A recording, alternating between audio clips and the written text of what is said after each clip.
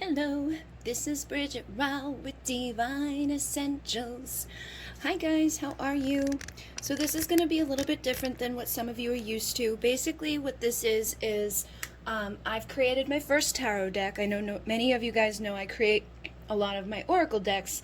This is my first tarot deck, and it does not come with a booklet, so for those who do not know the tarot, or who those who may not, know exactly what my intention was with each card, this is an opening video where I'm going to go over each card and just show you the cards and give you a little meaning behind the card.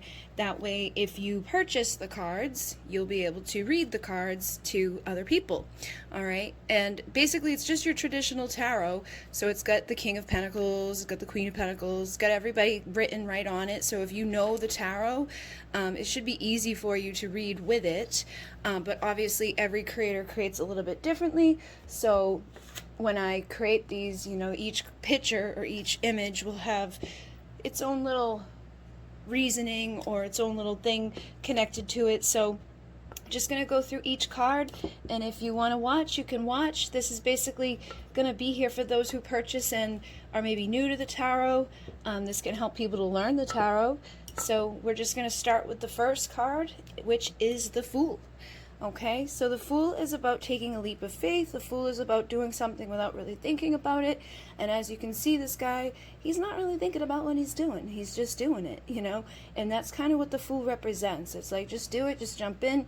In the traditional tarot, you'll see he's usually jumping off a cliff, or just about to like fall off a cliff, or he's hanging from a cliff.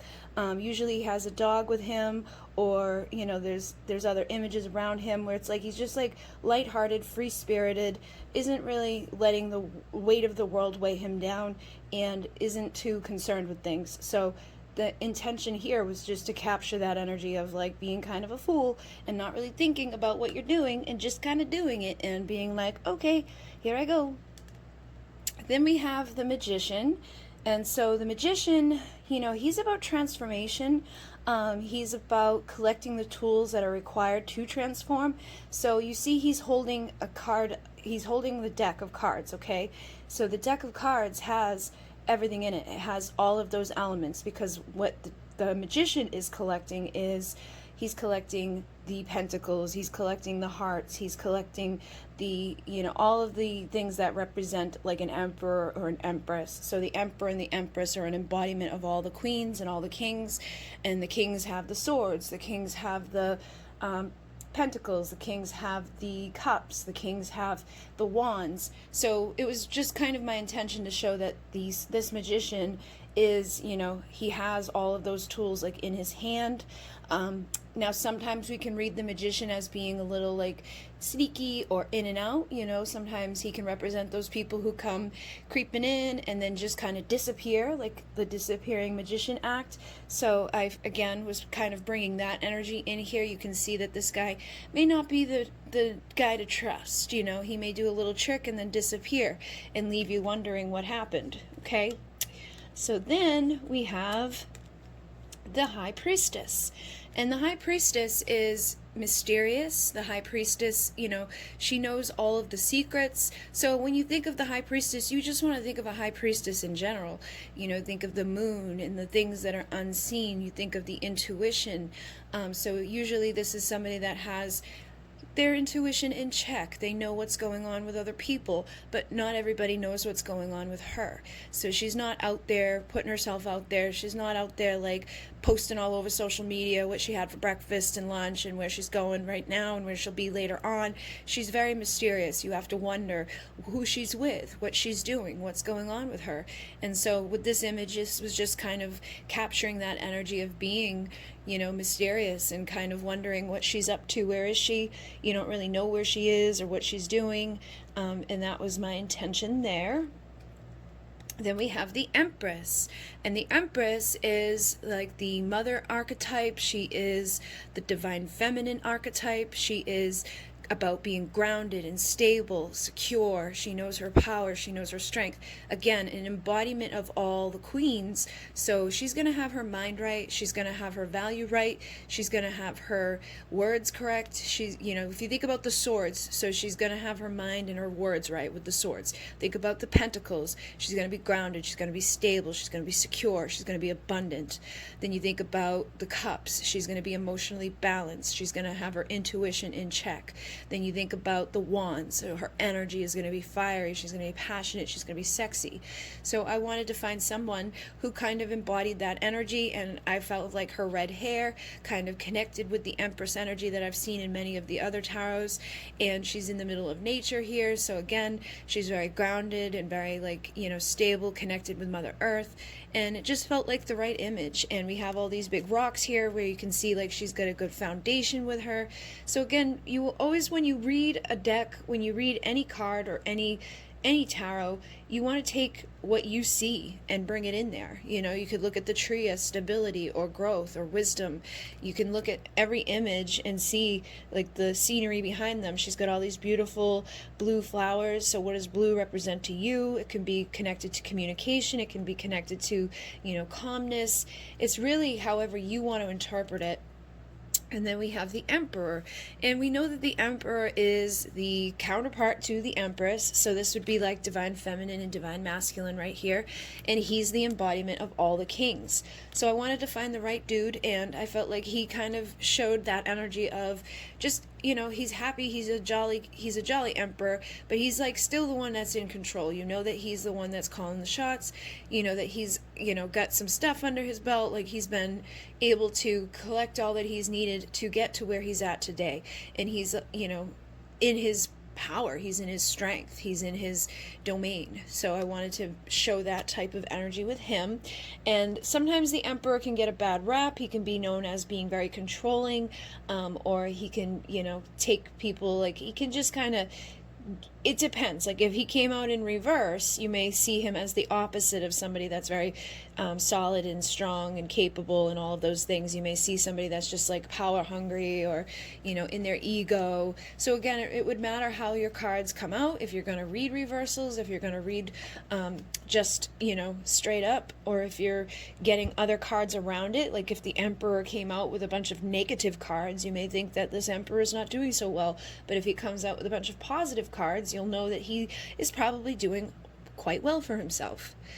Then we have the Hierophant, and the Hierophant is about tradition, it's about, you know, commitment, it's about being connected with spirit. So it felt like this was the right image, you know, this is just like that prayer to spirit. And again, it's just being connected and finding that place or finding that way of being. So prayer is something that you would do every day, that would be your tradition, right? So you can think of this in a way of like bringing tradition into your life, bringing prayer into your life, bringing spirit into your life, being connected to spirit, being connected to the universe, and having some sort of tradition in your life, something that you do on the daily or something that you do regularly. And then we have the Lovers. And the Lovers, I feel like, is usually pretty self-explanatory. The Lovers is about love. It's about the person that you're supposed to be with for the rest of your life. It's like the Emperor and the Empress, they're lovers. You know, they're meant to be. The High Priestess and the Hierophant are meant to be. They're High Priest and High Priestess, depending on the deck. Sometimes you'll see this listed as a High Priest. So they are like counterparts. Now, another thing with the Lovers is in the traditional tarots, it can be seen as trying to choose between two women.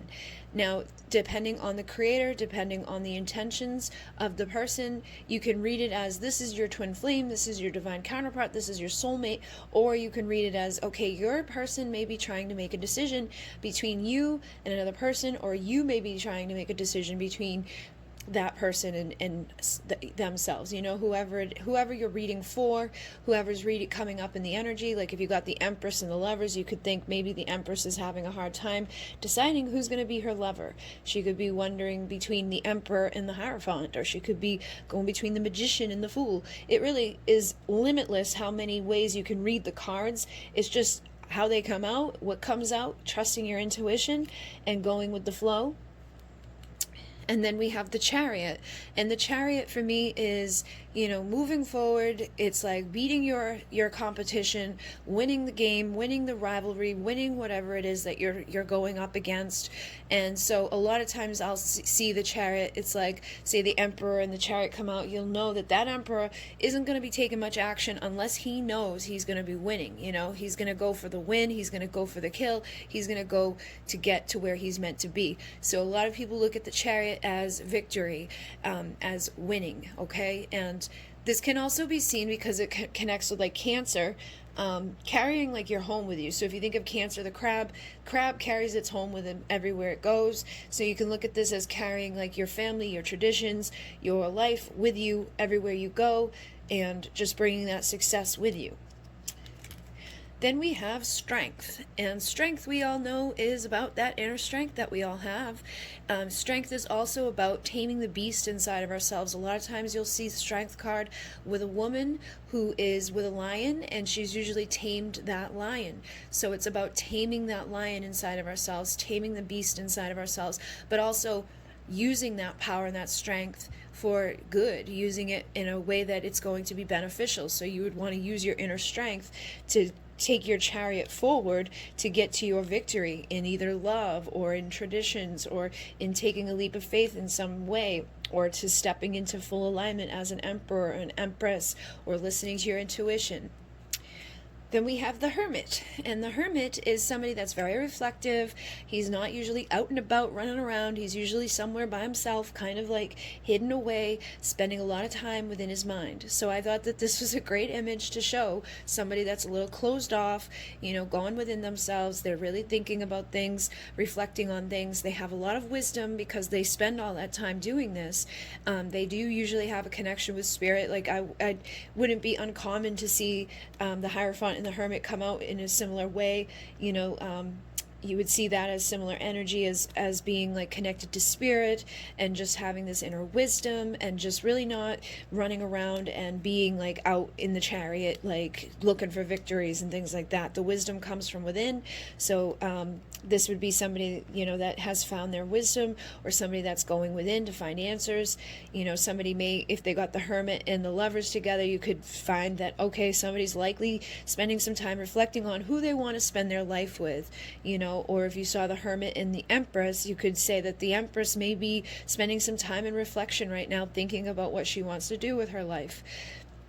And then we have the Wheel of Fortune, and the Wheel of Fortune is what you think. You know, it's about abundance. It can be good or it can be bad. Wheel of Fortune is kind of like how your destiny is spinning. So it could be spinning in a great opportunity way, like where all this money and abundance and flow is coming to you, or it can go the opposite way. You know, sometimes it can bring in some not so good times. It can be very lucky or unlucky, but for the most part, when I see the Wheel of Fortune, I find it to be a change of luck. Okay, so if you've been having a great time and everything's been great, it may not be so great to see the Wheel of Fortune. But if things haven't been going so well, seeing the Wheel of Fortune is to let you know that things are going to start spinning in your favor. Money might start coming in. You could have a windfall. You could have you know, a winning of lottery, or you could have an inheritance come in.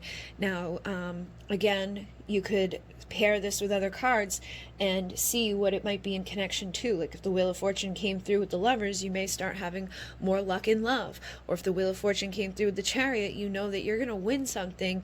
You're going to be successful. You're going to be able to overcome other people and be like the best in your field or the best in what you're doing. Then we have Justice. And Justice, again, is one of those cards that, you know, it's basically like pretty clear. Justice is about justice. It's about sometimes contracts, like people could be getting a divorce. So if you saw, you know, like the Five of Swords, which is like defeat, and you saw like, you know, a couple of different characters come through. Maybe you saw the Queen of Pentacles and somebody else, right? Maybe it's Queen of Pentacles and the King of Wands and the Justice cards there. You could look and think that, okay, maybe there's a fire sign and an earth sign that are going through a divorce. Or maybe, you know, somebody has to go through a divorce in order to be with the person they want to be with, or the person they're meant to be with. This can be all types of contracts, though. It can be whenever somebody has done you wrong or done you dirty. This means that justice will be served for you. Or if you were the one that did something wrong or did something dirty, justice is going to be served. So you may be careful with your abundance there. Be careful with what you've been doing, and know that karma will be cleared. So a lot of times when I see justice, I'll find that usually whatever I'm reading for, that there's karma within the situation. So say that the Empress and the Emperor came out and the Justice card came out, I'd say whatever karma they had that was keeping them from maybe being together, or was keeping them from their abundance, or keeping them from their success, is going to be cleared. That karma will be gone away.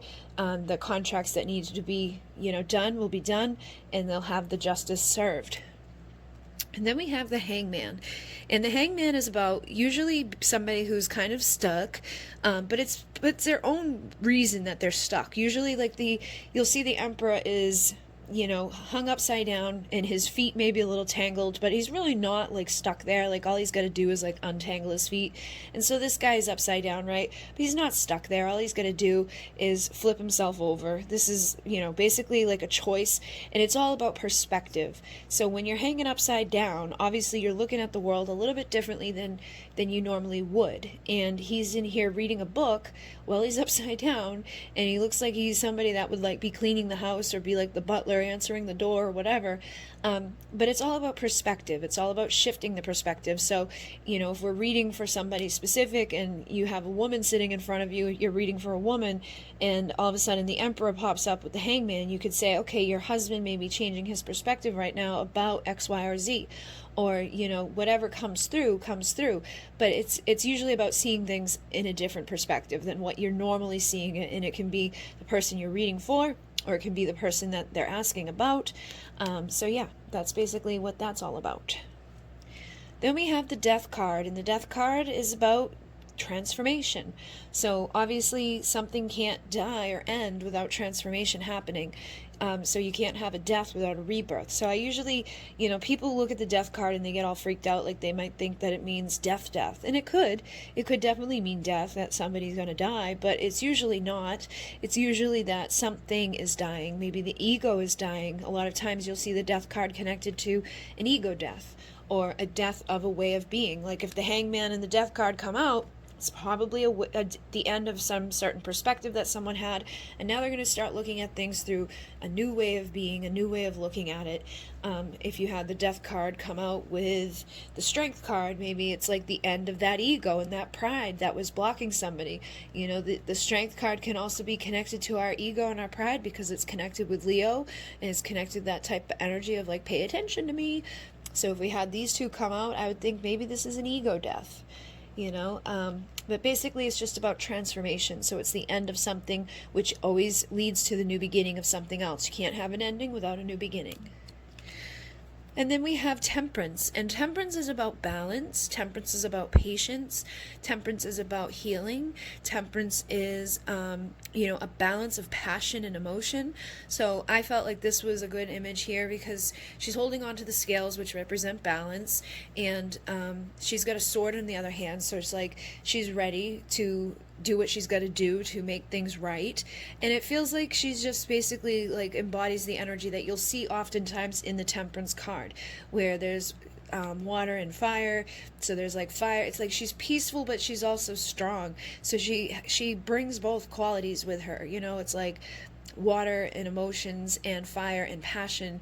It kind of all exudes from her energy. Like she's wearing that white, I don't know exactly what to call it, like a tunic or something, but it looks like very peaceful and beautiful and like healing type of energy. But when she's wielding the sword, she's got that passion, that fire. So that she's got things balanced in her life. She knows that she's not going to be a pushover.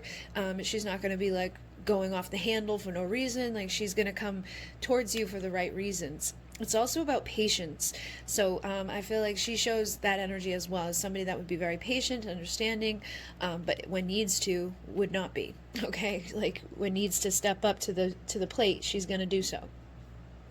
I should have taken out the traditional tarot and showed you guys with that, but you guys are getting it. So with the Devil card, the Devil is usually toxic, karmic energies. And again, in the traditional tarot, usually the Lovers and the Devil, they look a lot alike, okay? And here you see they look a lot alike. Now, in the traditional tarot, it's that there's the Devil, like himself, and then he's got two people who are chained. And in the Lovers, they've got, you know, like an angel and then two lovers standing beside each other without the chains, and everything's beautiful and everything's calm and everything's nice and peaceful. So it's kind of like the duality, you know, and it can represent the lovers being free over here and being chained and bound over here. So it could represent that someone would be in a karmic relationship or in a toxic situationship. Somebody could be in an addiction, you know, chained to something, bound to something.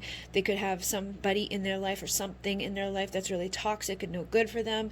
So basically, it's duality and it's darkness and it's karma, and it's the stuff that you would want to balance out, the stuff you would want to heal, the stuff you would want to come to an end, the stuff that you would want justice for. And it's kind of like almost the opposite of the Lovers. It's like, this probably isn't the best place for you, the best person for you to be dealing with. So you might want to consider what you're doing.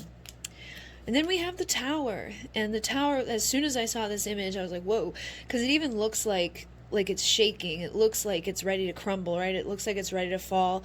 And the way that the image is with like the outline, it looks like it's like moving. So with the Tower usually is like falling apart. You know, something is happening. It's crumbling down for a reason. And it's because whatever you built was on a shaky foundation. So the Tower has to come down in our lives when we create a karmic relationship with somebody that's imbalanced, when we, you know, do something that isn't justice, you know, when it doesn't bring fairness, when it doesn't bring balance, when it's something that we may have created when we weren't seeing things too clearly, when we were being a little bit of that person that maybe wasn't in our highest integrity or truth. So whatever you've built in your life that hasn't been built on a solid foundation or just has been karmic in nature, it's toxic, it's got to be torn down. So the Tower tears down the nasty stuff that we build. Sometimes it sucks because you're used to it. You know, you could be like, this could be losing a job. But the job that you were in was going nowhere. It wasn't doing anything for you. It wasn't going to take you anywhere further in life. Or this could be the ending of a relationship. But usually it's a shitty relationship that wasn't going to serve you, that was just going to get worse and worse and worse and deplete you and take away from you. So again, whatever you built up needs to come down. So the Towers are needed. Even though they're scary, they are needed. This can be the loss of a home. But that home may have been a home that you weren't really going to grow in, or that it wasn't really serving you the way you thought it was. It's like we get used to shit. We get used to living in our lives day to day, doing the same thing over and over. And it's sometimes something from the outside has to come in and tear down that reality for us to change, for us to get to our justice and our balance, for our temperance, for our healing, for the shifting of our lives to become the better versions of ourselves. And you got to embrace those towers when they come down. And then we have the Star, and the Star can literally be like about a person who is like a star, like a famous person, somebody that has a lot of recognition. Me as a reader, I see it as somebody that may be a star seed, someone who's like descended down from the stars, who's living a life amongst everyone here to go through the duality and darkness here, to help to anchor a vibration of higher vibrations onto the earth, to go through an awakening process, to go through the ascension process, and to basically just rise up like a star. So either way you look at it, it's about someone who's rising and ascending, somebody who's getting a lot of attention, somebody who's bright like the star, somebody who's beautiful. So this could be somebody that, you know, another person has up on a pedestal and is like, oh, they're the most amazing thing ever. I love them so much. Like, I just want to be like them, or I want to be in a relationship with them. So it can be about like admiring, and it can also be about rising up and overcoming adversity and darkness and duality and all those nasty things that we have to live with in this world. So you can read the Star in a few different ways. And then we have the Moon. And the moon is like, when you think about the moon, think about when the sun is out. When the sun is out, you see everything very clearly, everything's illuminated, everything is bright. But when the moon is out, it's dark. You don't see everything as clearly. You see like the silhouettes. You see, just a little bit ahead of you. You can't see too far ahead of you. So the moon represents like the things unknown, the things unseen, represents the unconscious. It represents the parts of the story that we don't know yet. It represents the secrets that people hold. So if you had the moon come out with the Lovers, you may think that someone's lover has a secret from them, or that somebody may secretly love somebody. Especially if you had the star, the moon, and the Lovers, it would be like, somebody secretly has a crush on you and thinks you're the best thing ever. It really depends on what comes out. And it really depends on the energy that you're picking up, because it doesn't always have to be bad and it doesn't always have to be good. It's usually influenced by the cards that surround it. So, pulling out one card can tell you a lot, but pulling out 5 cards can tell you a whole lot more about a story, a situation. So basically this was just to embody the energy of the moon. It's a little bit reserved, a little bit secret, a little bit mysterious. It's kind of like the High Priestess.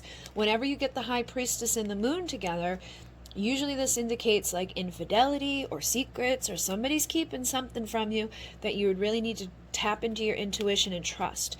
Somebody may come to you and be like, I feel like my person's cheating on me. I feel like my person's lying to me. I feel like something's not right. And if you got these 2 cards, it would be like, it's probably headed for a tower, because there's probably a karmic situation and they probably need justice to be served here in order to get out of this shitty situation so that they can become the star, rise up, and embody the Empress energy and get rid of whoever or whatever is the issue. And then we have the sun. And the sun, usually when you see it in the traditional tarot, they have 2 kids, a little boy and a little girl playing. So it's like that, innocence of life. It's that joy that children have when they're playing and just laughing.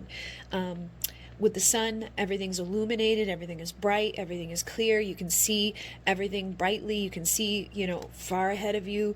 You can see to the horizon. So it's like, just having that clarity, having that aha moment of knowing what it is that you want, or where it is that you're headed, or what it is that you're doing, who it is that you're supposed to be with, things like that. So it's kind of like the opposite of the sun. I feel like the sun is like the conscious, waking aspects of ourselves, and the moon is like the unconscious aspects of ourselves. So there's the sun, and hold on, sorry, I just want you guys to be able to see everything. It's not wanting to stay. Then we have Judgment. Okay, so Judgment is a card of judgment. Judgment is a card of spirit. Spirit comes in and makes a final judgment call. Usually you'll see like a horn being blown, like burr, burr, burr, burr. This is the judgment call.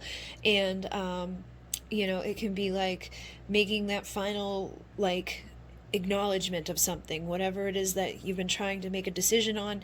Spirit usually comes in and makes the final call on certain things. So if you had like the Justice card and the Judgment card come out, it would know that Spirit is helping to make justice be served. If you had the Judgment and the High Priestess come out, they would be like, listen to your intuition to make this final judgment call. And it can also be about a resurrection. So if like something had died or something had gone through a death process, know that something is going to resurrect in its place. Something is going to be built back up. So if the tower had fallen and the death card had come, so, like there was an ending of something that was just horrible. It's like, that you're going to resurrect and Spirit is going to direct it and everything is going to be good and you're going to have new life again. Sometimes you'll see a card with Judgment where it's like the dead come back to life. So again, it's like whatever was dead or just toxic or no good, or whatever part of yourself that started to see things from a new perspective, it can like literally be like a spiritual awakening. It's basically just that like judgment call of Spirit being like, okay, it's time to rise again. It's time to step back up again. And I chose this image because you can see she's like praying. She's connected with the spirit energy. It feels like she's in a temple. So it feels like Spirit would be involved in this energy. And it's just like, I don't know, it just felt like the right image. She feels like she's connected. She's making a judgment call. She's listening to her intuition. She's listening to the judgment of Spirit. She's asking for assistance. Things are probably going to rise back up for her. So it's all how you look at it. It's all perspective. But, these cards are meant to be read with your intuition. And then we have the world, and the world is pretty clear. The world represents the world, but the world is the final card of the major arcana. So the fool takes the leap of faith, and he goes through a journey. And when he's done with the journey, we hit the world, and the world represents the ending of that part of that story, okay? So it's like the chapter has closed, the book has ended, or the next chapter is about to begin. So usually when I see this, we know that like the final judgment call has been made, like that horn has blown, that piece of your life is now over, that tower has fallen, you went through the death process, justice has been served, the sun has shined, you know, things are done, the world is now complete, okay? So that's basically what I read the world as the ending of a situation, the ending of, you know, that part of your life. And now there's going to be a new chapter, a new beginning, a new story, a new fool to take the new leap of faith and to do a whole new thing. So that's basically how I look at it. Some people could look at this as like, you know, having like the world available to you to live your life any way you want to live it. Some people could be like, if this was like to do with love, like somebody may want to give you the world, or they think the world of you. It's really however you want to read it. And then we're going to go into the cups. So we have the Ace of Cups here, and the Ace of Cups is basically a new beginning of love. It's a new beginning of emotions. And so you see like the sun is rising here. It's like a fresh dawn, a fresh day. I felt like this was like one of the better images because it kind of looks like a cup. Like it's almost like you're looking into a cup and you're seeing the sunrise. So this is like the new dawn is coming. The new day is there. A new love is coming, or a new beginning with a love situation is about to embark. Maybe the two, you and somebody else had a falling out or a breakup or whatever, but this next part of your story, there's going to be a resurrection of that love situation. So you can read it like that. And, you know, like again, reversals always can happen. Or if this comes out with a bunch of negative cards, you could say like a new beginning in love is going to fail, or a new beginning, you know, a new lover might come in to take over for an old lover, or somebody may be cheating with new love. You know, it doesn't always have to be good. So take what is around the cards and take that to consideration. Then we have the Two of Cups, and the Two of Cups is your spiritual partner. Now, you can read this for love as like this is your true twin flame, your true soulmate, the true person you're meant to be with, or you can read it as like career-wise, like this is the partnership that you're supposed to work with to have, you know, the person, like the place that you're supposed to be at, the partner that you're supposed to work with in order to have the best, you know, situation in your life. Like this is the person you're going to find justice with. This is the person you're going to find abundance with. This is the person that abundance is going to start flowing into your life. That Wheel of Fortune is going to start changing up its flow.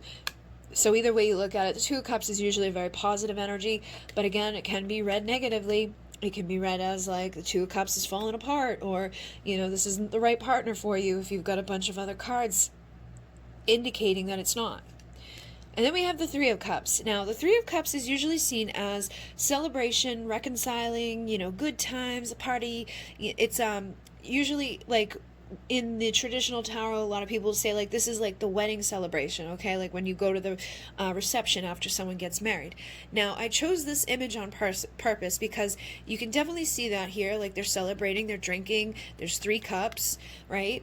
But there's also an element of this image where it's like these two are together, but this person's here by themselves. It's almost like the third wheel. So as a reader, a lot of times I'll read the Three of Cups as third-party situation. So this could be this dude's other lady. This could be this dude's, you know, secret love affair. And she is not happy about sitting here with these two people. But you can look at it both ways, okay? So this can be that everything's celebrating, everything's good, people are reconciling, people are coming back together, party time. Or you can look at it as third-party situation, somebody's cheating, somebody's lying, somebody's doing something behind someone's back. And then we have the Four of Cups. Now, the Four of Cups is about missing an opportunity. This is like Spirit's usually trying to give you the Ace of Cups. Like, dude, here, take this. This is going to be a great opportunity for you. Just take it. And it's usually like, being distracted, not seeing it. So like here she is looking at her phone, right? The man of her freaking dreams could be walking by right here, and she's too consumed looking at the phone, wishing that whoever's on the other end was coming to show up to drink with her, or wishing that whatever, is happening here was different, and she's missing out on experiencing the moment. And think about the way life is now. Everybody's always jammed into their phone. Nobody's ever looking up. People miss opportunities to meet other people all the time because we're so ingrained into our phones and ingrained to like not communicating with people, not smiling at people, not letting people know that you're open and receptive. It's like you could get 10 more dates if you just kept your head up and were smiling at men and wanting to be open. So this felt like the right image to show, that the Four of Cups is about missing an opportunity, can also be about rejection. So she might be getting rejected on that phone right there. Here comes the text saying, sorry, I can't make it, or this isn't working anymore, I don't want to be with you. And so she's drowning her sorrows. But that's what the Four of Cups is about, distracted, missing opportunities, and rejection. Then we have the Five of Cups, and the Five of Cups is about crying over the past, being very depressed, not seeing what's behind your back. So I felt like this was a good one because she's consumed at looking at the shadowy fog. She's looking into the abyss and just kind of sucked into that boohoo energy. And so she's not looking behind her. She's not turning around. She's not facing the world. She's facing depression and darkness and sadness. And if she could pull herself out of that sadness, if she could pull herself out of the memories of the things that went bad, maybe she just got rejected and somebody ended the relationship with her, or she had, something happened with somebody a couple of times, they showed up and they left, and they showed up and they left, and they sucked and they did horrible things. But she's allowing that horrible situation to keep her from going and manifesting the right situation with the right person. It's don't sit there consumed with the wrong people or the wrong experiences. Get yourself up and go turn around and get back to living your life, and that's when you're going to find your Two of Cups. So that's what the Five of Cups about, is crying over spilt milk, crying over the past, being depressed, being sad, kind of consumed, and not seeing what's going on behind your back. Then we have the Six of Cups, and the Six of Cups is about reconciling. It's about two people coming back together, someone returning from the past. Sometimes it's depicted with children, and it's the little boy is handing flowers to the little girl, and it's I'm sorry, here you go, and they make up, and they are happy again, and everything's okay. So you can look at the Six of Cups as knowing someone for a long time, them returning from your past. You can look at it as a reconciliation, two people mending a bridge. You can look at it as, just joy and happy. Usually it's a good omen. It's good happiness. Something good is about to happen, or someone is about to come back into your life that's going to bring about those nostalgic feelings. It could be a long lost friend, or a long lost lover. But this just felt like the right image. It was these two people obviously are happy to be together. They're just holding on to each other. It's just a warm energy.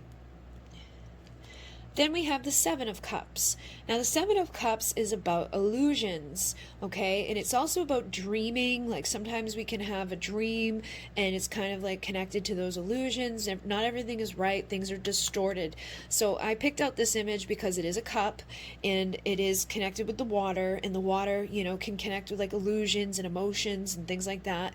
So it just felt like the right one of all the images that I looked at, because it's these things are distorted here, and usually the Seven of Cups is about distorted view, not looking at things clearly, not seeing the right picture, not seeing what's fully in the cup. So you can see that there's a fork in the cup, but you're not seeing it clearly. And the Seven of Cups is usually 7 cups with things in the cups, but you can't see the whole image. You can't tell what exactly is in that cup. You might think it's a fork, but it might be something different. You might think it's a money, but it might be something different. So this is usually about illusions, distractions. It can be sometimes somebody that has a lot of options in love. Basically it's just about not seeing things very clearly, being distracted. Sometimes it can indicate dreaming, so it just felt like the right image for that. And that's basically what the Seven of Cups represents, is not seeing things clearly, and, being distracted by other people or other stuff, or just your ego blocking you, kind of guiding you to the wrong place. Then we have the Eight of Cups, and the Eight of Cups is about walking away from, catastrophes, and walking away from sadness, and walking away from bullshit, walking away from the things that don't serve you anymore, so that you can walk right into your Nine of Cups. So usually it's kind of it's like, okay, like I ain't seeing shit too clearly. This stuff's messing me up. It's time for me to walk out of here, because when I walk out of here, I'm going towards my Nine of Cups. I'm going towards my happiness. I'm going towards my wish fulfillment. I'm going towards emotional fulfillment. I'm going towards better days. So the Eight of Cups, you walk away from the chaos. You walk away from the turmoil. You walk away from whatever it is. It can be like a love situation that's toxic and karmic. It's like, okay, I'm causing the tower now because I'm out of here. Bye-bye. It can be, karmic situations. It can be the wrong place for you to be living, and the wrong job. It's those illusions. It's like that depression. It's that rejection. It's those third-party bullshit things. It's like, I'm just out of here. I'm leaving. I'm going to go get my happiness. I'm going to go fill myself up with all the self-love that I could possibly ever have, and I'm going to make myself happy. And that's going to make my wishes come true, my dreams come to me. It's going to make a better life for me. So with the Nine of Cups, this is about wishes coming true. This is about happiness. This is about feeling fulfilled from the inside. And obviously this lady looks like she's very happy and content with her life, which leads towards the Ten of Cups. So the Ten of Cups is about a happy ending. This is having your happy family. And you can see, you get the mom, the dad, the kids here, looking out at the sunset, and they're just kind of, connected and warm and able to be together and celebrating and just connected. So the Ten of Cups is usually about the happy ending at the end of a, long, arduous journey. It can be, just a happy ending in general. It's kind of like like the sun after a storm, or the rainbow after a storm. You think about after the clouds pass, it's like everything's a little bit better and brighter and everything's beautiful, and it's like the storm has passed. That's what you can think of with the Ten of Cups. So this kind of looks like a storm had been brewing, but they're all together and they're happy, and the sun is starting to break through and the clouds are releasing. So it felt kind of like that energy of like letting go of the darkness, letting go of the sadness, letting go of the stuff that was causing issues, and finding the right person to spend the rest of your life with, having that happy ever after with someone that makes you happy. So it's again those wishes coming true and leading you towards your happy ever after. Then we're going with the Page of Cups. Now the Page of Cups, for me as a reader, is somebody that's going to be vulnerable. Okay, so this person looks like they're a little nervous. They look like they're going to be a little bit vulnerable. They're going to open up. They're going to express vulnerable offers. So the Page of Cups may have an apology as well. So again, this looks like somebody that may have an apology. Like he's kind of sitting there, like got his hands together, looking down, thinking about what he's going to say. So this can be a vulnerable, authentic love offer, or this can be an apology from somebody. But whoever it is, they're usually a little nervous. The pages are usually a little bit younger. They're not as mature or as experienced in something. So he may have a love offer, but he may not be as experienced in giving these types of love offers. And basically, it's vulnerable, authentic energy coming your way. Somebody that's going to say, I'm sorry, or somebody that's going to say, I like you, but they're nervous about it. And then we have the Knight of Cups. Now the Knight of Cups is more, he's got his nerves under check, right? He says all the right things. He does all the right things. He makes you feel really, really good. He's usually like the Casanova. He knows how to woo you. He knows how to make you go all, oh, gaga, and, slips your panties off when you're not looking type of dude. So the Knight of Cups, he's like coming in shining and hot, and he's like, here I am, baby. So I felt like he was like the perfect, dude here of all the ones that I had seen. It's like you go from this nervous little like immature boy to this like, hey baby, I'm a shiny knight and you're, I'm gonna make your dreams come true type of energy. So that's what the Knight of Cups is. He basically comes in with a love offer, but he can be the Casanova, so be careful, because he might give you all the right things and do all the right things, but he might leave you crying afterwards. And then we have the Queen of Cups, and the Queen of Cups is about loving yourself, giving yourself unconditional love. It's about receiving and giving unconditional love. Usually the Queen of Cups is very intuitive as well, so she basically looks like she's like involved in a ritual. She looks like she may be doing some self-care. She could be doing some sort of ritual for love, or she could be doing something to like help someone else, but she's basically just looked like a woman who's in her power. She's got the cup in her hand. She feels feels like the Queen of Cups. So I felt like this would be a good image to show. And like, she's sexy, she's got the red on, she's vibrant, you know, she knows her value and her worth. Like, the queens know what they deserve. The queens all have their own things, but she's a very loving queen, but first of herself. So the queens always love themselves. And then the King of Cups. Now, the King of Cups, he can be like very emotionally balanced. Like, he's usually got things under the surface. Like, if he's madly in love with you, he may not be a blubbering mess about it. He may actually be more goofy about it than a blubbering mess about it. You know, like, he may joke with you or pretend like it's not that big of a deal, but underneath the surface have all these things and all these feelings going on. So this guy felt like the right King of Cup energy here. He feels a little goofy. He feels like there's a lot going on under the surface. Like, he's got a lot inside of him that he wants to say, but he may not be saying it. And that's usually what the King of Cups is. Like, he's usually got a whole lot of love and a whole lot of emotion to give to you, but he's holding it back and he's not saying it. And he may come across a little weird because he's keeping it all in, you know, and he wants to open up and give you his love like the Knight, but he's kind of nervous like the Page. So then we're going in with the Ace of Wands. Now, the Wands are fire, passion, fire signs. The Cups are water, emotion, water signs.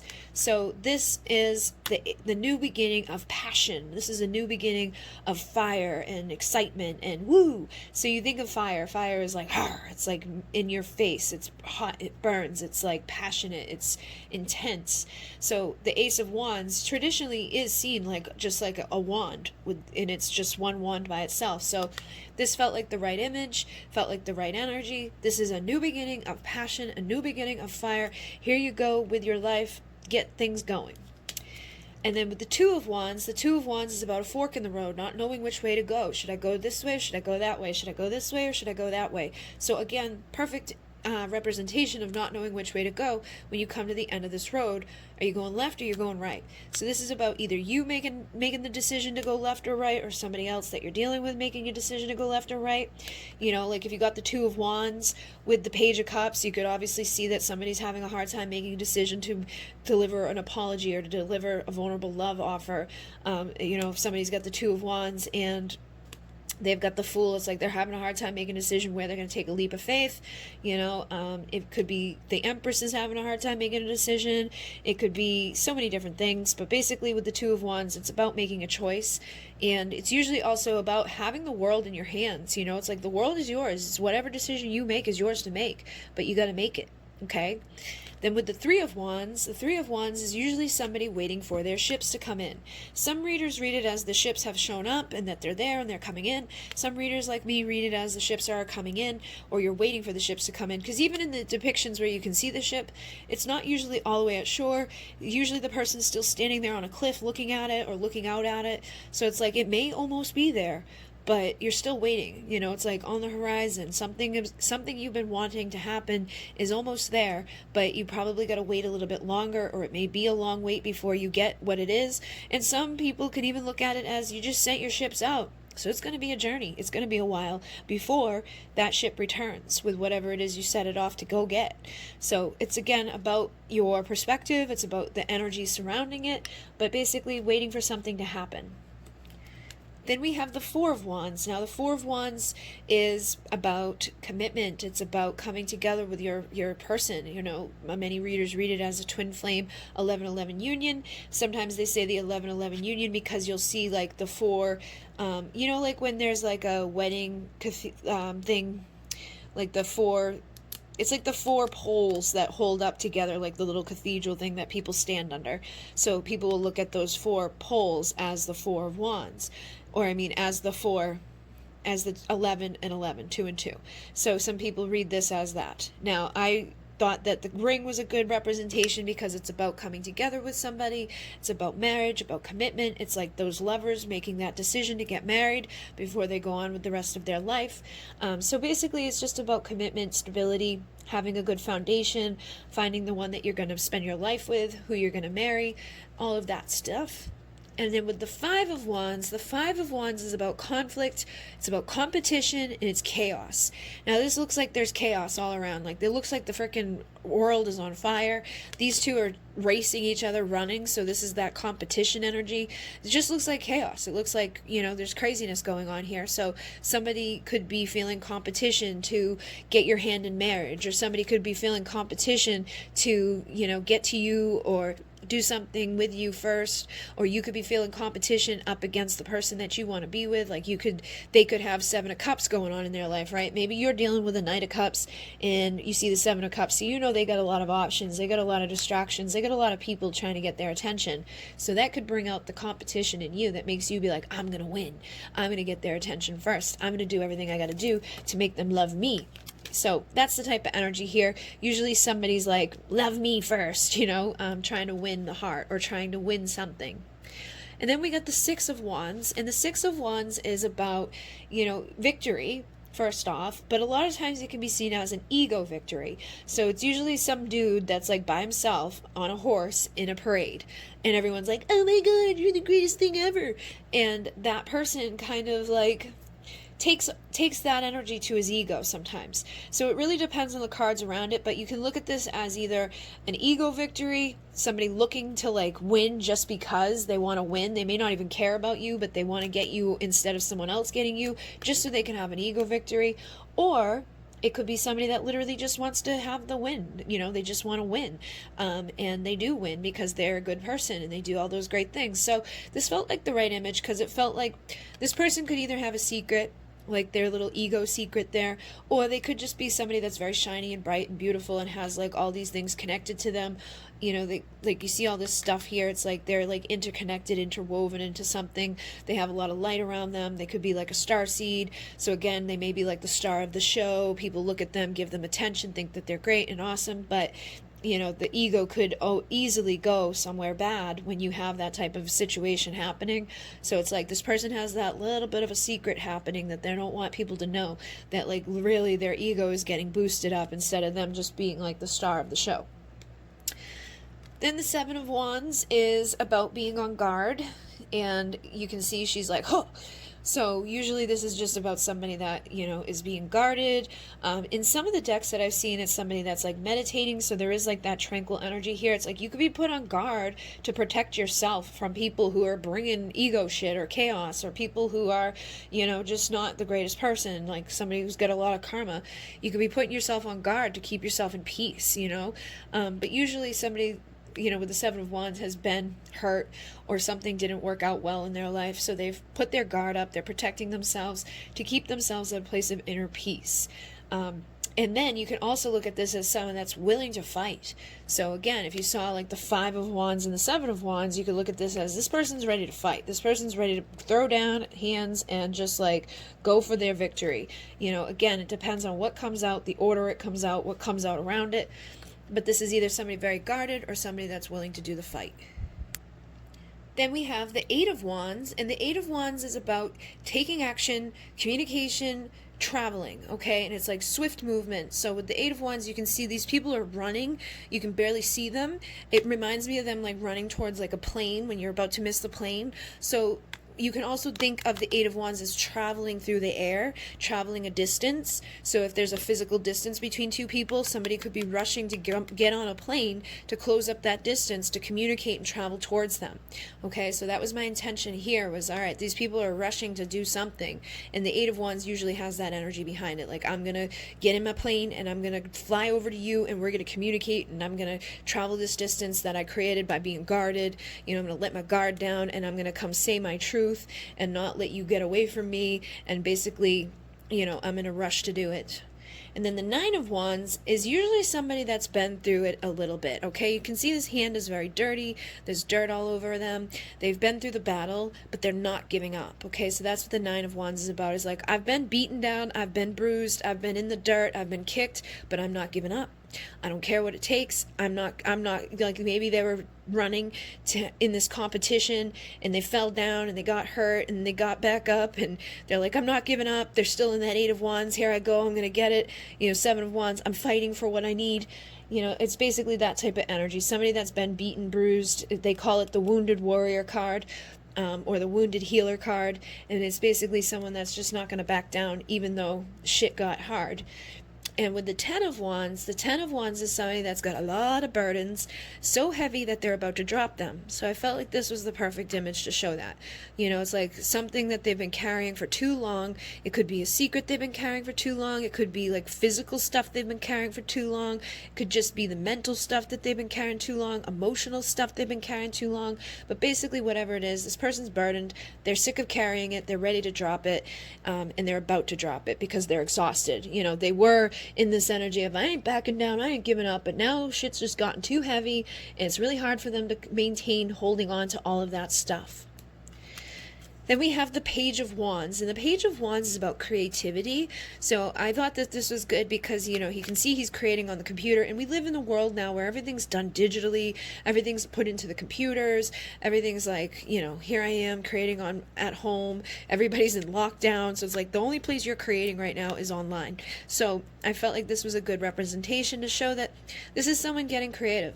Now, usually it's about getting creative in the way they're going to do something. So this could be somebody getting creative in the way they're going to communicate, because the pages are communicators. The pages have something to say usually, like they're messengers basically. They're supposed to deliver messages. Not all of them are very good at it though, because they don't have as much experiences as the knights, the queens, and the kings. So this person may be getting creative in the way that they're going to communicate something to somebody, or the way that they're going to do something somewhere. So you can see all this like paint colors and stuff like that all in the background. I felt like this was a good way of depicting creativity, and then again being a messenger, you know, sending an email with a creative spin on it, or, you know, sending a message creatively. So they may disguise who they are, or they may you know, say something they wouldn't normally say, or do something they wouldn't normally do. You know, basically just getting creative in the way that they're doing something. Then we have the Knight of Wands, and the Knight of Wands, he has a lot of passion. He comes rushing in like, here I am, I've got all this fire, all this passion, give it to me hot. And then they don't always stick around. They don't always have the passion or the stamina to like make it through the finish line. Like they come in all hot and heavy and ready, but then they kind of die out. This can be the player of the deck. This can be the dude that's like hit it and quit it. You know, show up and blow up and get out and not really stick around for too long. So he's not my favorite, but he, you know, he does come in with passion and fire, and he's gotten a bad rap, I think, because a lot of people have seen him show up to represent like the players. So you could see this person as someone that's a player, you know, getting creative in the way they're going to talk to you just to get you to get freaky deaky with them, and then they bounce, you know. You know, it depends on the cards, you know, like this, again, you could get the Eight of Wands or the Knight of Wands and the Page of Wands, and you could be like, all right, this dude's gonna rush in and say something weird and do some shit, and then probably not stick around too long because their guard is up and they're carrying burdens and they don't really know what they want yet. So it may be a karmic lesson that, you know, the tower is going to fall with, and it may catalyst the person into being a better version of themselves, or, you know, eventually this person can evolve out of this energy and heal, become an emperor, see things from a new perspective, have a death of the ego or the part of themselves that's making them do what they're doing to people.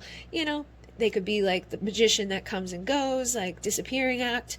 It's really however the cards come out around him, but he's the one that shows up passionately, doesn't always have the stamina to stick it around. And then we have the Queen of Wands, and the Queen of Wands is very fiery, she's very passionate, she's very driven, very motivated, she has a lot of like sexual energy, people are very like drawn to her, she's magnetic, charismatic, she's like the one that like if the thing's a mess everywhere, she knows exactly where things are. It's like her desk may be a mess, but she knows exactly where shit is, she's going to get it, she's going to do her work and your work and everybody else's work, and be able to maintain, you know, being beautiful and sexy all at the same time. So she's just very beautiful, very sexy, very seductive, and people are usually very drawn to her, and she has that queen presence about her, and she's got her shit together, you know, she knows what she's doing. She can be like the entrepreneur energy, running like a business, you know, knowing where everything is and how to direct other people and basically just be in charge. And then the King of Wands is basically like the male aspect of the Queen of Wands, very charismatic, very, you know, they're very like seductive, charismatic, charming, you know, they got this thing about them where you're very drawn to them, kind of like the Knight of Wands. Like the Knight of Wands, you'd be drawn to them, but the only problem is don't stay around for you to like love them, but you want to, you know, it's like you want to love them because they're like they just have that air about them that makes you be like, ooh, who's that? They're sexy, they're funny, they're awesome, they're warm, they're inviting. I want to go get some of that passion in my life. I want some of that fire in my life. Now the King of Wands also takes everything he's been through, all of those burdens and all that shit that's heavy to carry, and probably maybe their earlier days of being a Knight of Wands, of coming and going and breaking hearts and doing crazy things and being all weird and creative with shit. As they age and get into this King of Wands energy, they take all of that and they turn it into motivation for their future, like what they're going to do. They take everything, turn it into motivation to pursue things, to get things done, to make their empire better. And also, I chose this image because there's one deck that I have where the King of Wands has his hands down his pants and he's holding on to his ding-a-ling. And it looks just like this. So he kind of looks like he's, you know, doing the same type of thing. And that's like the perfect energy. Like, I felt like, you know, he's leaning back with his hands down his pants and he's ready to go. And, you know, he wants his Queen of Wands to come in and get that fire and passion and, you know, igniting that fire, you know, just getting crazy and wild. So that's their energy. And then we're going into the swords, which is the mental energy, the mind energy. And with the Ace of Swords, the ace is about a new beginning. All of the aces are new beginnings. So you can always look at the ace as a new beginning. Here we go, something new is happening. So this is a new way of thinking, a new way of speaking, a new way of communicating. This can be new communication. This can be a new way that somebody's seeing things. Again, like if you got the Hangman in this, it's like, dude, someone's got a whole new idea. They're seeing life differently. They're recognizing something they didn't recognize before. Here's a new idea. And with the Two of Swords, this is somebody that, similar to the Two of Wands, can't make up their freaking mind. A lot of times they have a blindfold on when it comes to making this decision, so they're not seeing things clearly. Like, you see these steps are going everywhere, these little arrows are on all these different directions, so this person's like no clue what they're doing, no clue which direction they want to go in. The mind is in chaos. They're like, I don't know what I'm doing or where I'm going. So basically you can see it as somebody that doesn't know where they're going or what they're doing. But if they came in reverse, you could be like, okay, someone's made up their mind, you know, they've figured out which way they're going. Then with the Three of Swords, the Three of Swords is heartache, okay? So I saw the broken heart, and it's all like messy, and it's just a mess, and it's like, okay, it felt like the right energy, because basically that's what this is just having a broken heart. Somebody ripped your heart in half. Somebody, you know, made a big mess of things in your heart and in your emotions and in your mind. In the mind and the heart are very much connected. It's like whatever you're thinking is what you're feeling, and whatever you're feeling is what you're attracting. So if you're, you know, in indecision and sadness, and, you know, you can't make up your mind, and you don't know what just happened with somebody, maybe the Knight of Wands just came in and everything was great, and then all of a sudden they disappeared, you're going to have a broken heart. Things are going to be chaotic in your mind. You're not going to know what just happened or what to do, and it's going to change the way you think about yourself. It's going to change the way you feel about yourself, and it's going to hurt you. So then you need the Four of Swords. You need time to heal. And the Four of Swords is like being put on ice. It's about healing and mending that broken heart.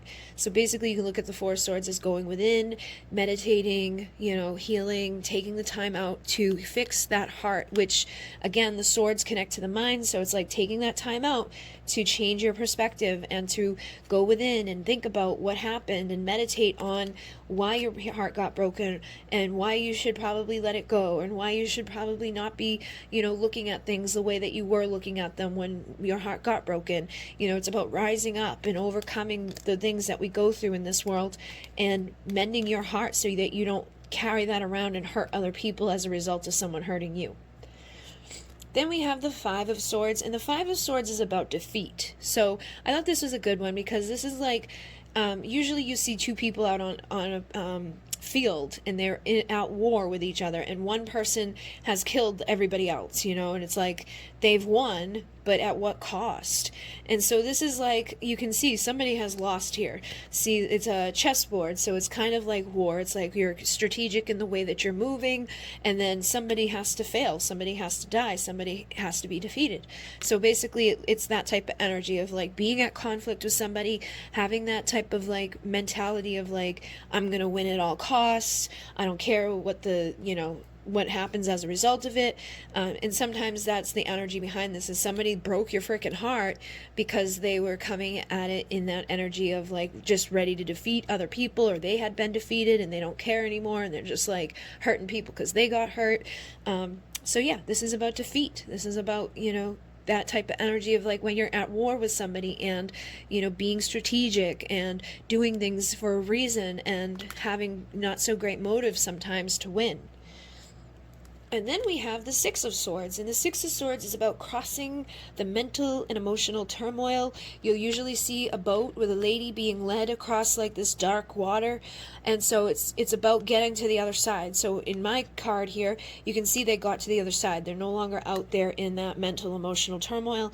Whoever was crossing the river got to the safe side and things are better. So that's what the Six of Swords is about, is like crossing that turmoil, crossing that heartache, crossing that defeat, crossing that indecision, crossing whatever it was that was in the mind or in the emotions that was causing an issue. We've now crossed over that. We're in a better day. It's about healing again. It's about finding balance and peace.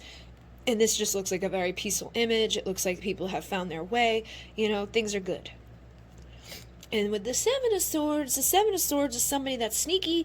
This is like sneaky, lying, manipulating, bad behaviors, okay? So it's usually somebody that may have done something in the past, or they could be self-sabotaging right now because of what happened in the past. So say somebody got really like, up in their head and they were like, I'm going to win at all costs. And they got manipulative because of that, and they let their ego lead the way, and they didn't see things the right way, and they played a game with you, and, they did something, and they lied, or they cheated, or they manipulated, or they stole. They did something shitty. And now, because of result of what they did in the past, they may be afraid of, defeat themselves. They may be afraid of what justice would be served, or if you're going to listen to them, because you may have, taken the time to heal from them, and so now you're not going to want to deal with them again, because God forbid, it's like you probably needed all that time and energy to heal. You needed that patience for yourself. You needed to cross that turmoil. And now if this person were to return, you may not listen to a word they say because you know how they were in the past. So usually the Seven of Swords is somebody that's done something shitty in the past, and it can also be somebody that may want to show up right now, but they're feeling like, I don't know if I should because I did something shitty in the past, okay? So you can look at it both ways, as like, this is bad behaviors of the past, or this is somebody that, because of their bad behaviors in the past, is afraid of coming forward right now. But it's like someone who was wearing a mask, somebody that wasn't being their true self, somebody that was lying, somebody that was stealing, somebody that was manipulating, somebody that was doing something bad. So that's what the Seven of Swords is about. It's like somebody that wears a mask, pretends to be a certain way, does things that sucks, and then later on regrets it. And then with the Eight of Swords is about being afraid, being scared, being stuck. And in the traditional tarot, you'll see a lady that's like usually wrapped up in like ropes, and there's all these swords around her. But if she just like leaned up against one of the swords, she could free herself from all of the, things that have bound her. But she's so scared she won't move. So it's kind of the same energy here. Someone's out in the middle of the woods, it's kind of dark and scary, and they're frozen. They're fearful. They're like afraid to move. But there's really nothing there that would harm them. If anything, it could maybe help them. If somebody came along, they could go hide in those trees. Just like as in the card, it's like the person who's frozen and stuck, if they use the swords that are around them, they would be to their benefit. So it's basically just being afraid, being scared. Somebody's afraid, somebody won't move, somebody won't do something. They could be afraid because they messed up in the past. They could be afraid because they got hurt before. They could be afraid because it's a scary situation. Who knows? But this is about being fearful. And then with the Nine of Swords is anxiety, sleepless nights, laying there awake at night, feeling like, oh, I don't know what to do. Oh my God. It's very usually often comes out with the Eight of Swords. I find that a lot of people who have anxiety also have fear. People who have fear have anxiety. They go hand in hand together. Also, sometimes the Seven of Swords, because like somebody may have anxiety about dealing with somebody that wears a mask, or somebody may have anxiety because they were the one that wore the mask and they've been in the karmic toxic energy and they now are anxious about it. So again, it's depending upon what comes out around the cards, but this is anxiety, sleepless nights. I saw the clocks as a good way to kind of show and represent that this person's not sleeping, this person's kind of anxious, this person's waiting for something to happen, but at the same time, they're not really doing anything. Usually the Nine of Swords, you'll see someone laying in their bed just wide awake with the owl in the window, and I don't know why, but owls and clocks feel like the same type of energy to me for some reason. So that's why I chose this image, is that you can feel that there's like anxiety here, that this person's not getting good rest, they're waiting for something to happen, but they're afraid of doing anything about it, and they're just letting the darkness like loom over them. They got the clouds all over their head, and usually the anxiety and stuff like that comes from the mind, just like the fears come from the mind. There's no reason to be afraid of the woods, but we naturally go there and get scared. There's no reason to be anxious a lot of the times that we're anxious, but we let ourselves go there. And then the Ten of Swords is about a painful ending. So this one, it's like one little nail by itself. And usually in the Ten of Swords, you'll see like 10 swords like stabbed into someone's back or whatever. But I felt like this was like a good representation, because at the end, like the Ten of Swords is like painful ending. So at the end of something, usually you're left by yourself alone. And it's like, this is like by themselves alone in a room with like nothing. There's just like emptiness, quietness. There's just one nail. And so the nail felt like that representation of, you know, that something that hurt you, something that stabbed you in the back, something that caused this painful ending. So this is just like someone, you know, has been through the painful ending, someone's by themselves in isolation, someone's been stabbed by something that hurts, and, you know, usually because of this, people are afraid to move on, people are afraid of taking that next step forward, people are afraid of that, of thinking in a new way or speaking in a new way. So this also felt like it could represent the Ace of Swords, but then you see like the shadows here of the other nails. It's kind of like the shadows of the other swords. It's like the shadows of the things that were done. So it just kind of felt like the right image, but basically the Ten of Swords is a painful ending with a situation, and it's usually not good. And then we have the Page of Swords, and again, the pages are messengers, and the pages for me in this day and age now are like the ones that are on social media, the ones that are like looking at your social media, you know, seeing what you're up to, but they're not liking, they're not commenting, they're not saying anything, they're not messaging. Sometimes if they do, it's like an email or like an emoji or just barely anything. And that's the Page of Swords, somebody that looks on from afar but does nothing about it. They don't say much, they hold themselves back. They may check up on you, they may ask people about you, but when it comes to actually like communicating with you, a lot of times they hold back. Now other readers can read this in other ways. Some people read this as someone that's gonna message you, someone has something to say. It really is dependent on the reader. I've just noticed that this happens to be the way he shows up for me in almost all of my readings, is like this dude's the one that's always like thinking about it but not saying much. But he can be somebody that if he does communicate, it's usually like a letter or a phone call or a text. It's not usually something like showing up in person and being like, I declare all of my feelings for you and love you and la la la la. And then we have the Knight of Swords, and the Knight of Swords is again, the knights are like, boom, boom, boom, boom, boom, boom, boom, they take action. So this Knight of Swords is about rushing in with truth and communication. They've got some sort of truth to tell you. Some people look at it as a harsh truth. It doesn't really matter, because it's the truth. So whatever the truth is, if it's a harsh truth, it's a harsh truth. But if it's a good truth, it's a good truth. So you can't really say it's going to be a harsh truth, because it's just the truth. Whatever the truth is, he's bringing it in. And this looks kind of blue back here, so the blue to me connects with the throat chakra connects with communication, so it felt like the right color scheme for this energy. And he's sitting on a horse, which all the knights sit on a horse, so felt like this would be the Knight of Swords, especially because this reminds me of like mental energy, like when you're in your mind and it's just like, you know, endless energy, like endless thoughts, endless space, endless, you know, infinite opportunity to create within the mind. So the Knight of Swords could be somebody that thinks a lot, spends a lot of time thinking about stuff, but they definitely have some sort of truth that they want to rush in and say. But the Knight of Swords can also be another one of those dudes that doesn't always stick around after they deliver the truth. They can come rushing in, tell you what this Page of Swords is going to say, but then kind of dip back out. So usually what happens after dealing with all these mother effers and going through all these painful endings and these Nine of Swords and these ups and these downs and these towers and all this shit, is you get a Queen of Swords. And the Queen of Swords is pissed off and mad and cold and like mean and miserable, and she's like, I'm gonna cut you if you come near me and try to do anything to me. So she's got very, very, very, very, very firm boundaries, and usually she's been hurt. So that's what turned her into a Queen of Swords, is that somebody's hurt her and it's made her a little bit harder on the exterior. She may have been a Queen of Cups at one time. She may have been a Queen of Pence at one time. She may have been the Queen of Wands at one time. But too many mother effers messed with her, caused her pain, and put her into this place of being like, get back, don't come near me, don't touch me, don't look at me, don't do nothing to me, because you always hurt me. And that's type of her energy there. And she, can be a mental queen, thinking a lot, spending a lot of time in the mind, but she's usually mastered her thoughts and things like that. But she always has this feeling around her that's like she still needs something. She needs warmth, she needs love, she needs the right person to show up, and usually that's going to be a King of Swords. King of Swords is the one that he's in his truth and his integrity. He's in his power. He's going to come deliver his truth, and he's not going to run off. He's not going to play games. He's not going to look at you from afar and not say anything. He's going to be in his integrity. He's going to speak 100% with authentic communication. He's going to be able to sit beside this queen and not be intimidated by her, not be scared of her. He's not going to play games with her. He's not going to mess with her head.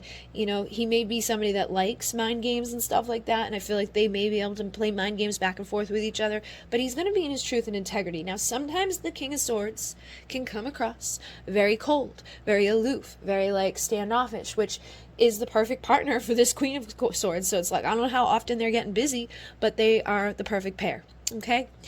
So now we're going to the pence. Now the Ace of Pentacles, you always see one big pentacle by itself, which is basically a coin.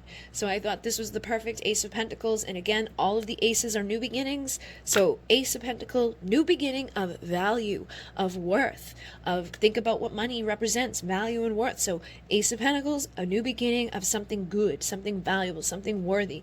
Maybe a new beginning with money, new beginning in work, new beginning with a home, a new beginning of something stable and secure.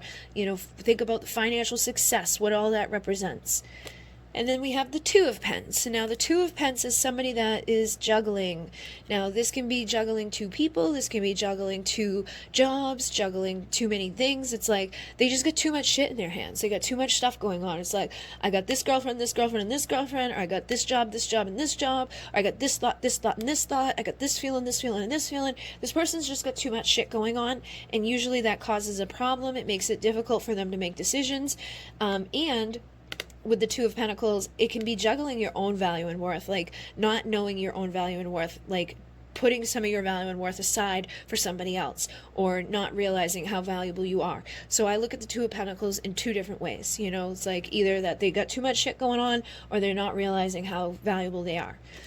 And then Three of Pence is somebody, it's like two people working together, and they direct like a architect. Okay, so I felt like this was perfect image, because usually you'll see these two people talking and they're directing somebody else that's building a cathedral. So it's two people working together to build something stable, to build something that's going to be like a good place. Okay, so these people are working together to build something. Now you could look at it as the man and woman are working together to build a stable relationship. You could look at it as these two guys are working together as partners to build a cathedral, or some place of tradition and just like good things and religion and whatever it is you interpret, or whatever else comes out around it would indicate what they're building. Okay, so a lot of times I look at it as two people are willing to work together to build something, and usually it's romantic because I do so many love readings, but it can totally be anything. Two people working together, directing another person to make that dream that they want to make a reality. It could be work, it could be love, it could be anything. And then the Four of Pence is about being guarded. So this guy looks pretty guarded, right? He's like all in full uniform, but he's also nervous, and I think a lot of times people who have the Four of Pentacles energy, it's because they're nervous. It's because they've been hurt. So the Four of Pentacles is usually a dude that's like avoidant, right? Like he doesn't want your love. Like he wants it, but he's nervous about it. So he puts his guard up. He doesn't communicate with you. He doesn't talk to you. He doesn't tell you how he's feeling. He keeps that guard up, and he's like, Hur. So that's what the Four of Pentacles is about, is somebody that's got their guard up. They're protecting themselves. They can even be greedy. Sometimes they're protecting money. So if you think of the Pentacles, Pentacles represents money, and Pentacles basically are money. So if you think of the Four of Pentacles, you see this guy, what is he going to be guarding? He's going to be guarding his money, his assets, his items. Even somebody in war, he's going to be protecting himself. He's going to be protecting his items. He's going to be on guard. So that's basically what the Four of Pentacles is about, somebody on guard. And then the Five of Pentacles is somebody that's been left out in the cold, somebody that's like depressed, somebody that feels like they don't have enough, somebody that doesn't feel valuable. So this could be somebody that just got broken up with, somebody that just went through a divorce, somebody that's afraid of divorce, somebody that's afraid of not having enough. So, like, again, like the Four and Five of Pence, it's like the male and feminine version of each other almost. It's like it could be a fear, or it could be literally like where someone's at, you know, like they may be lost their house, they could have lost their job, they could have lost their husband or their wife, they could have went through something really bad, and you know, after losing their job, they're losing their money, they're losing everything they ever had, and they're out in the cold and the frozen snow, and they don't got anything, and they're just alone. So it felt like the right image, because she's like out in the cold by herself, holding on to herself, cold and alone. And then we have the Six of Pence. Now the Six of Pence is about equal give and take. So in this image, you can't really tell who's giving and who's receiving, right? Is it him that's pushing it to her, or is it her that's pushing it to him? You know, like you can't really tell. So it's like about equal give and take. So I thought this was a great image to depict that, because you don't know who's giving or who's receiving, which is a good thing, because in a balanced, good relationship, people give and receive equally. But a lot of times in the Six of Pentacles too, it can be about somebody who's receiving more than the other. So you can also look at it in that energy as seeing like this person's receiving more than them, or that person's receiving more than them. It really is all about your perspective, what else comes out around it. But this is about give and take. Either somebody's getting more than someone else, or somebody, you know, two people are giving and receiving equally with each other. Okay? And then we have the Seven of Pence. And the Seven of Pence for me as a reader is literally like putting seeds down for growth, you know, like these action and this action and this action are going to lead to this. So thinking about what you're going to be doing, taking action steps to make your dreams a reality, you know, growing something of value, growing something of worth, growing something of sustenance, like whatever they're growing, I'm sure it's going to grow into something that's going to be of value, you know, and just bring worth and value into their life. So the Seven of Pentacles for me is like those action steps we take to grow something into our world and to bring something into our world. You know, and this could also be somebody like is guarded against growing something, or somebody's blocking their growth, or somebody isn't giving enough equally to make growth happen. It really is dependent upon what cards come out around each other. And then the Eight of Pentacles is about doing the hard work that's required to make those things grow, to get things to be good in your life. It's like, okay, I'm going to do this and this and this because I need to get my shit together. I got to do hard work. So we plant the seeds of potential with like our ideas. We plant the seeds of potential like with like laying out a foundation of like, okay, getting together like what we're going to do, where we're going to do it, who we're going to do it with, and then we get to work and we do it, right? So Eight of Pentacles, again, in this day and age, everybody's working from home, everybody's working on their computers. So basically this was to show the Eight of Pentacles working hard on something. Now this could be working hard on fixing a relationship, working hard on fixing your career, working hard on manifesting the right career, working hard on, you know, building a home, working hard on making a baby, working hard on whatever. You got to pay attention to what else comes out around it. And then the Nine of Pentacles is somebody that's done the hard work. She planted her seeds. She gave equally. She rose out of that Five of Pentacles energy, and she's stable. She's single. She's sexy. She's confident. She's independent. She is the pre-Empress. She is attracting to her Emperor, because she don't need one. She might want one, but she don't need one. She's got all those gifts and all those items that she bought herself. She works hard for her money. She gets her own shit. She does her own stuff. She's probably an entrepreneur. She works hard at home or wherever she works, and she's got it together. So this is the single, sexy, confident, independent, pre-Empress energy. This is someone that leans back and just allows abundance to come to her. She knows her value. She knows her worth. She knows what she deserves, and because of that, she attracts it. So being in that Nine of Pentacles energy is what attracts the Ten of Pentacles, which is ultimate fulfillment, feeling great, feeling like I'm on top of the world, feeling like everything that I've ever wanted is now available to me. So this dude is like sitting there at the ocean, all this expansiveness is available to him, everything he's ever wanted is coming into his life, he's happy, he's fulfilled. So that's what the Nine brings, is the 10. And the 10 is like the dream life, you know, being able to travel if you wanted to, or living at a certain destination that you've always wanted to, or having the certain person that you've always wanted to have, having the dream family you've always wanted to manifest. It's literally everything plus the money that you needed in order to get it coming together, because you did the hard work in order to get there. Then the Page of Pentacles is like making a physical offer. It can be like an engagement. So you see he's slipping the ring on her finger. When you think of the Page of Pentacles, like what he has to say, his message is, I want to give to you something. You know, I want to give you something of value. Usually he has a pentacle in his hand he's handing to people, or like a pentacle that he could hand to someone, but this is like literally like value and worth being placed onto her finger. So this is somebody that has something of value and worth to deliver to you. This is somebody that wants to give something to you that is going to build, you know, that's going to be good and stable, about foundations. You know, it's like what I have to say is valuable, what I have to give is good. So that's what the Page of Pentacles represents. And the Knight of Pentacles, he's, you know, the great guy, but he's very, very slow. He's the slowest moving knight in the deck. All the other ones come rushing in and rushing out and doing all this crazy shit. He's like the tortoise in the hare. He's like the tortoise. He may be the slowest ever in the deck, but when he actually gets there, he gets there. He evolves. He brings stability. He brings, you know, value and respect, and he wants to be there for the long term. He's going to be very grounded, very stable, very loyal, very committed. He just brings to you all of that energy and all of that love and all of that, you know, stability that comes along with him. So this guy felt like of all the ones that he would be slower because he's got all this heavy shit on him, but that if he was going to come, you know, he's going to come with value and worth. Like he's coming with the sun set, and he's just, it's like the day's almost done. It's like, I didn't think you were coming, but here you are, and he's ready to give to you what you deserve. And then the Queen of Pentacles, she reminds me of the Nine of Pentacles and the Empress, but she's a little bit different, but she's very similar to them. So like she, you know, the color of her hair is the same, but she's wearing a different outfit. You know what I mean? Like she's got the blue on. So the Queen of Pentacles is very grounded, very stable, very loyal, very committed. She's the nurturer. She also is like a mom energy. She's very much like the Nine of Pentacles and the Empress. Now she's the pre-Empress, so obviously she's going to be similar to her. But it's just like that earthy energy, that grounded, stable energy. And again, you see all the rocks around her. You see the tree is there by her side. They just always remind me of each other. So I, you know, intended for those energies to be similar because that's how they feel to me. They just feel very similar. It's like she's like one thing away from being the Empress, you know.